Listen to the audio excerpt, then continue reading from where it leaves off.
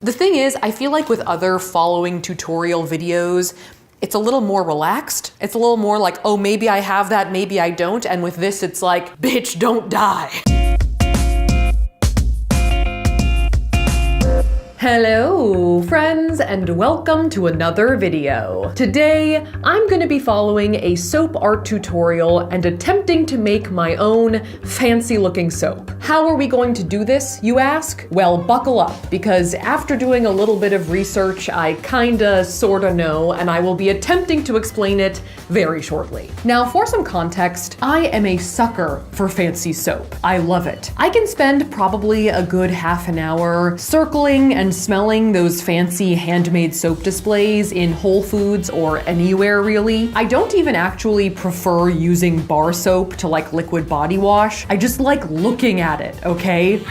Look at it, look at it, look at it. And don't get me started on soap cutting. I could watch that ish for days. Except when it really seems like they're about to cut their finger, that freaks me out. So the thought crossed my mind one day as I stuck my head into a pile of soap, ostrich style. How hard would it be for me to make my own fancy looking soap? So I searched online for soap art tutorials and found a lot of very satisfying footage and a handful of videos that will actually teach you how to make soap. Now, there are a fair amount of like 5-minute craft type soap hack videos where you can make cool looking individual soaps by basically just melting down previously existing soaps and pouring them into molds. But I want to make a whole loaf of pretty swirly soap from scratch. So thus began my fancy soaping quest. Now, before I dive into some of the learnings that I have learned, I just wanted to give a quick shout out to Wix for sponsoring this video. Now, some of you old timers might remember Wix as the company through which I designed my very reputable website, sophiasnewintrosong.com, from the I bought the first 5 things YouTube recommended me video. Yes, that website is still live. And despite seeing that, they still wanted to partner with us. They're very nice. Now, if you don't know, Wix is an all-encompassing tool that helps you build,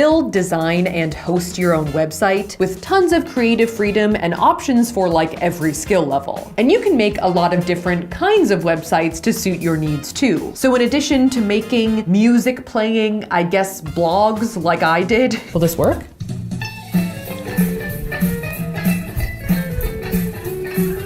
You can also make e-commerce sites, for example. So in the event that I turn out to be like the Beethoven of soap making, I could make my own soap store online and share my creations with the world. Pretty, swirly, smelly creations. Don't hold your breath though. I'll probably end up more like the Beethoven the dog of soap making. But the website will still look good. So if you're in need of a website, consider Wix. The link will be in the description below. Okay, so back to the soap. So I guess the first question we have to ask when making soap from scratch is, what is soap even made of? Soap in general is made by combining oils which contain fatty acids with sodium hydroxide lye, which is a base and honestly by itself pretty poisonous. But when you mix those two together, you start a process called saponification, in which the acids of the oils are broken down by the lye into glycerin and fatty acid salts, or these long, spermy looking molecules. And these little swimmers have a hydrophilic head that is attracted to water and a lipophilic tail that is attracted to oils. So when you use your bar of soap, the lipophilic tails will grab onto the dirt and oils on your skin, and the hydrophilic heads will hang onto the water that rinses it all away. This took me a while to figure out because I haven't taken chemistry since 2008. So basically, in these soap making videos, people will combine like an oil mixture with lye water to make a soap batter. And then they will add colorants and fragrances and use a myriad of different tools and methods to get some pretty looking soap. Unfortunately, although there are a lot of these videos that have very aesthetic footage and do outline their process, not a lot of them are like full-on step-by-step tutorials for beginners.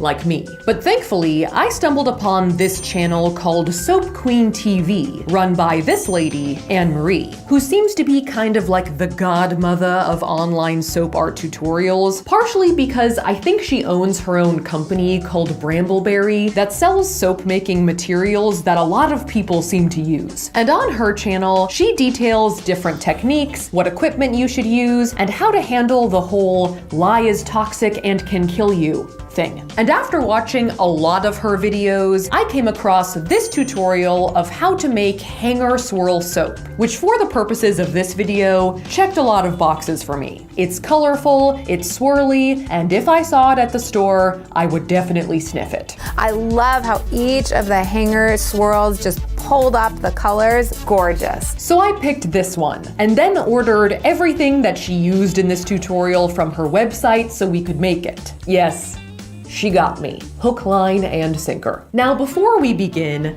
I just want to harp on the fact that lye is a pretty dangerous substance. Like, it can burn your skin, it can get really hot and erupt out of its container, and it can even explode if exposed to the wrong thing. So they say to keep kids and pets away from it, try not to get it on your skin, try not to breathe the fumes in, and definitely don't get it in your eyes or eat it. Anne Marie makes you watch like 4 videos on lye safety before she even tells you how to make soap, so just know it can be bad. So on that note, let's do this. Okay, so it's a couple of weeks later after ordering all of our supplies, our many supplies. You don't need to pan, it looks like a mess. And I think that we have everything we're going to need now, so we are ready to make our soap. So basically in this tutorial, Anne Marie makes a soap batter with her oils and lye water and then separates it out into 4 different containers. From there, she adds like different colorants to each one, pours them into a loaf mold, and then uses like a coated wire to move the colors around inside of the loaf to get that hanger swirl design. So there are like plenty of things we have to do. Yes. A myriad of steps. This is the first time I've ever made soap, and in the beginning of the tutorial, she specifically states that it's an advanced technique, and I'm like, okay. If you've never made soap before, This is an advanced technique. I'm biting off more than I can chew, and I know it. So before we really get into it, I just want to prep my hanger tool for future swirling purposes. So essentially, I'm just going to like uncoil it, straighten it out, It's a shitty wand.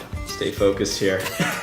and then bend it into kind of like a U shape. make sure that your hanger tool is perfectly sized to fit nicely into your mold. Okay, so we're going with this as our hanger tool shape. Looks good to me. So now that that's done, we can like get into the recipe and start getting our hands dirty, or not dirty, because I'll be wearing gloves. So our first step is to prep the colorants. Now I'm gonna be using the exact same colors as Anne Marie in the exact same order. I'm just doing everything exactly as Anne Marie says. I didn't go off the books for anything. That's why we have everything from frickin' brambleberry.com. It is not sponsored by Brambleberry. It's sponsored by Wix. Get it straight.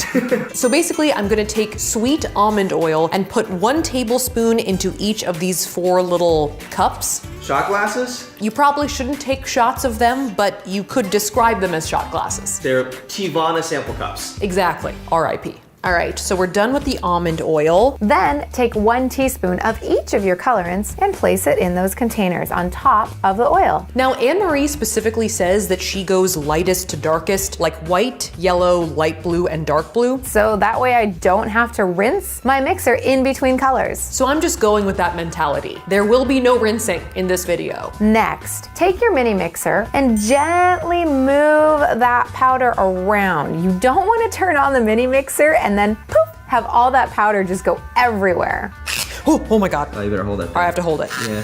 Whoa, whoa, it's vibrating my hand. I hit Nick. Give each of these colorants a good blending. Why is it making that sound? It's plastic on metal, Saf. It sounds like a duck. I will Oh, a little powder sprayed. It'll be okay. This counter's been through a lot. All right, so I've got my pigments, and now it's time to measure out our fragrance. I'm using a tried and true fragrance oil from brambleberry.com. This crisp cotton fragrance oil. It smells, well, crisp. The crisp cotton fragrance oil smells like a really intense childhood memory of a bubble bath. Really, it smells very refreshing and light. Maybe like L'Oreal Kids on crack. For some reason, I can't stop smelling it though. I think I'm trying to get like all of my curious cat sniffing impulses out of the way. Cause once the lye comes out, we can't inhale it all. Huff now, puff later. All right, so now I set my fragrance oil to the side, and now we do some of the dangerous stuff, like combining the lye flakes with the water. Welcome to the danger zone. So to make our lye water, we need 10 ounces of distilled water. And once we've measured that out, it's time to bring out the lye. Now I'm going to suit up for safety. So I'm just gonna put my hair up really quick and then also put on my goggles and my gloves just to protect myself from most angles. You're also gonna put that Fiends by Soft sleeve down too, right? One of the only things in this video not bought on brambleberry.com. Okay, so now that I'm suited up for safety, I'm also gonna mention that I am in a well-ventilated area with no kids and no pets. Krusty is not here. He will have no part in the soap making process. In fact, he doesn't like soap. He's against it in every way, shape, and form. So let's open our sodium hydroxide lye, which has been sent to us in this sort of like dangerous orange bag. It looks like it's a house being fumigated. It's like, don't open me, unless you wanna make a nice fun craft, in which case do open me. All right, goodbye hazmat suit. And then I need 4.6 ounces, okay? Do it. Trying not to breathe in. So after measuring out the lye, I'm gonna stir it into our distilled water with a stainless steel spoon, not an aluminum spoon. That will explode. And the chemical reaction between the lye and the water is gonna make it pretty hot in her. All right, so it's right now at about 188 degrees Fahrenheit, and we want it to be about 120 degrees. I'm gonna put it to the side right now, and then we're gonna prepare our oil. So for our oil, we got this quick mix bag that Anne-Marie recommended. It contains a mixture of slow-moving oils to ensure that I have plenty of time to work on my design. And it came in a bag of 33 ounces, and we need 33 ounces. So we're using it all. This is Mom's spaghetti. In general, for soap making, you want to have your lye water and your oils be about the same temperature. For this recipe in particular, Anne-Marie recommends that they should both be around 120 degrees Fahrenheit when you mix them. So basically, I'm just gonna put our oils in the microwave while our lye is cooling down, so the two can become 120 degrees at the same time.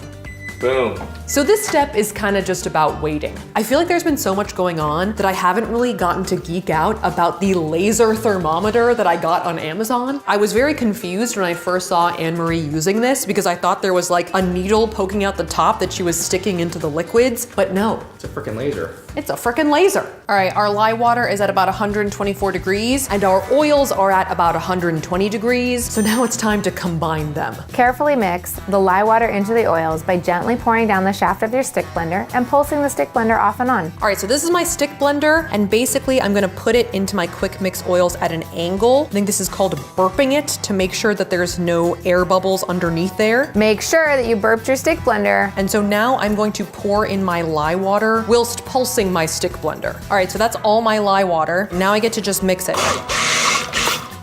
Continue stick blending until you've reached just the very, very thinnest of trace. So one term that you hear all the time with soap making is this thing called trace, which basically means that your oils and water have emulsified, or in other words, you can't see any like streaks in your mixture, and it's not gonna separate back out into water and oil. And people say things like light trace, medium trace, and thick trace to indicate like how long you should blend and how thick your batter should be. Is that trace? I'm not sure yet. Do for like 20 more seconds or 10 All more right, seconds. so light trace should be pretty liquidy and pourable, but it still has to be fully mixed. Do you think that's trace? That's definitely trace. It's cake batter. All right, so now I'm going to remove my stick blender and then put this, my goggles are foggy. Hello. Now, split this batch into 4 different containers. All right, as I'm pouring it out, my mixture is looking a little thick, but I'm just gonna go with it and put it in my containers anyway. So now what we have to do is add our pigments to each little guy. Mix in the colorants completely. I'm gonna do the teensiest of stick blends here. Ready? Let's do this. Uh-oh. Teensy? Oh no. Tyler, this looks bad. Yeah. This does not look like hers. Okay, so what happened, Saf? Okay, so we messed up a little bit. Things didn't really go as planned here. I think I over-mixed the soap batter a lot. So what I thought was like a thin trace turns out to have been pretty much a thick trace, as in like it's not liquid anymore. And from everything I've read, once you've like mixed and thickened up the soap, you can't really go backwards and thin it out again. So because I went past the thinnest of trace, it's not really pourable anymore. So we can't make any art. This is a fail. We're gonna have to do this again. Unfortunately, that means we're gonna have to reorder everything, wait for it to arrive, and then regroup. Okay, so we are back with more ingredients, ready to go at this soap again. We're trying it a second time to see if we can get past the like combining step. So I'm basically just gonna like speed through all of the steps, and then we will resume kind of like figuring it out where we left off, right when we're sort of like mixing the lye water and the oils together. Like right now, I have my oil sort of heated up and I have my lye water like ready to be combined with the oil. There's no question that last time we over blended it, but after watching a few other videos about, you know, trace and general like swirling thingies, in order to get a light trace, I think that we should mix it for like less than 60 seconds versus like the few minutes we gave it last time. So we're just gonna blend it a little bit. So what I'm gonna do is I'm gonna pour down the stick, and then once it's in, I will pulse. Oh yeah. It needs to be fully mixed, like with no streaks of oil or anything. But that's it. Then it's done. Yeah, all right, let's go with that. That's light as a trace. It doesn't look like Anne Marie's, but last time it didn't look like Anne Marie's either. I guess that doesn't mean anything. All right, bring in the dancing lobsters. So now I'm gonna once again attempt to pour the mixture into my containers. Oh yeah, that's pouring though, Saf. It's better than last time, for sure. All right, now color. Time for color. I feel like I have to go fast this time because besides the over mixing last time, I think the longer I waited to pour, the harder it got. See, I guess this is why Anne Marie doesn't rinse anything, because she doesn't have time. What does Anne Marie say to the god of death? Ain't nobody got time for that. Yeah. Because the soap is a hardening. Now we do one stick blend in each container, lightest to darkest. No matter what happens this time, this consistency is definitely less stiff than last time. Like it's pretty liquid still, which I think is a good sign. All right, and now we're gonna hand mix the fragrance oil in. There's a little bit for each. I'm mixing the fragrances in with a whisk for the first 3 colors so the trace doesn't like become thicker. But for the dark blue container, I'm gonna hit it with the stick blender again. That's because this is my very first layer in my soap and I want it to be nice and thick. I think because we don't want any of the other colors to like pierce through the blue. Now I'm gonna take my loaf mold out and pour the entirety of the dark blue soap into the loaf mold. That looks pretty good. I'm just glad it's pouring. And then give this mold a little tap on the counter to eliminate air bubbles. All right,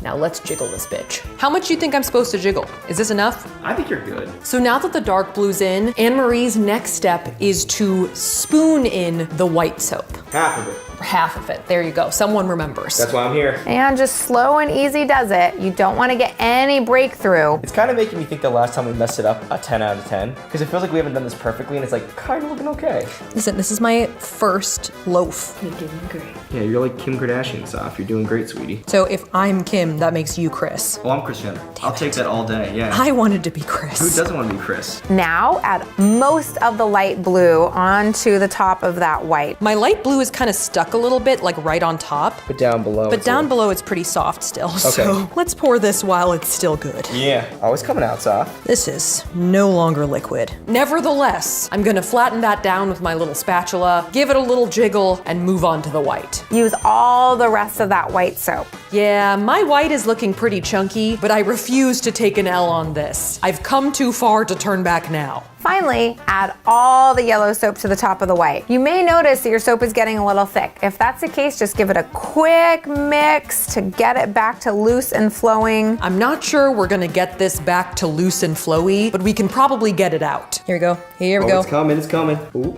ooh, ooh. Yeah. Okay, I'm gonna get a spoon. I can't see a thing. There's so much yellow. There is a lot of yellow in here. What is this? A Coldplay song? Sorry. All right, I think that's all of the yellow. Wow, my goggles are like, I literally can't see out of my left eye. You've been sweating. Sweating out of my eyeballs. Whoa. It's a whole new world out here. And now it's time to use our hanger tool. Basically what I do is I use my hanger tool that we, a very long time ago, measured out to this loaf. Then I'm going to insert it and then kind of like do like this kind of motion where I like go up and down and back and forth to swirl it, basically. One thing I will say is that it's kind of hard to see what Anne-Marie is doing here because it's all happening inside of the loaf. A little bit on the bottom, up, but don't break through the top. Down and over, and up and over. Which makes me kind of nervous. But at this point, there's soap in there and we're just gonna go with it. So whatever happens now is just gonna happen. You're doing It's something. feeling thick to me, guys. It does not feel like it's swirling well. Hey, it's all good. I don't know. Did something happen? What was going on in there? It feels thick in there. Yeah? I don't know if what we got was a desirable result. But you're probably dragging things around. Yeah, something happened. I guess we'll see. Finally, remember that blue that we reserved? Just take a little bit and drizzle it down the middle. My light blue is pretty thick at this point, but I'm just gonna try and like glob some on. And then I'm gonna take a little skewer and try and make a swirly design on top of my loaf like Anne-Marie does. The yellow is so chunky on top, you guys. Actually, it looks like a more intricate design. It's kind of like, hey, look at this. Is that a rose? Is this like Baroque? You know? Is that a Rococo piano? All right, so with that design on top, this is what I'm gonna be calling my soap loaf. I have no idea how it's gonna come out. The hanger tool felt like it was sort of going through custard, which I'm not sure is ideal, but from here, I can't tell how it looks inside. So my final step right now is to spray the top of our loaf with some rubbing alcohol. And put the soap to bed. And then I'm going to leave our soap to like dry out on a heating pad and underneath a box to ensure gel phase, which basically means we're gonna try and keep it hot as it sets, so the colors will end up being more vibrant. And then in a couple of days, we will cut our soap mold and see what it looks like. All right. So we are here 48 hours after putting our soap into the loaf mold, and it is now time to take it out and cut it. Ooh. And there is the soap. So to take the soap out of the mold, I'm pretty sure I just have to like tug on these sides and then flip it over. Here we go. Oh, we're out. It's coming. Yeah? Ta-da! Well, it is sort of all over my hands, but it's out. All right. That looks pretty good. It looks artistic, sort of. The stripes on the sides leave a little something to be desired. I'm not sure that the layers were very even. I was spooning them in mostly, so that might be the culprit. But I will say that the colors are looking pretty good. The sides are very smooth to the touch, and I am smelling like an overwhelming odor of crisp cotton fragrance. I did spill it all over the kitchen basically also, so that might be why. All observations of the outside of the loaf aside though, I think like the true test of my soap making abilities Prowess? is how this thing looks on the inside. So I'm gonna get a knife and we'll just chop this thing open. Ooh. Is it nice and firm? Ooh, no, actually it's kind of soft and nice. Kind of like a block of cheese. It's kind of stuck at the bottom. Oh, it's lifting up the loaf. Here we go.